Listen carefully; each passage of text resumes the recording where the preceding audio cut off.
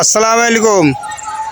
ও আমার content creator দেশের ভাই বন্ধু যত সকলে আছেন, আমরা সাধারণ ভিউ বেশি বেশি পাওয়ার জন্য জীবনের রিস্ক নিয়ে আমরা যে ভিডিও বানাই, বাইরে জীবনের থেকে সময়ের মূল্য অনেক বেশি।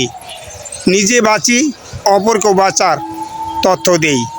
এমন কিছু কাজ করব না নিচে গাছ কাটে ডালে বসে থেকে বলবো আগায় পানি ঢালো, এমন ভিডিও করব না।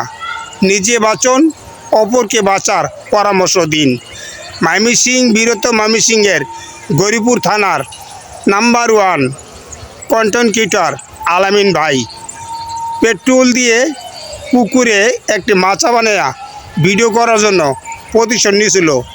রেডি না হওয়ার জন্যই তার সহযোগীকে বলছে আগুন জ্বালিয়ে দাও।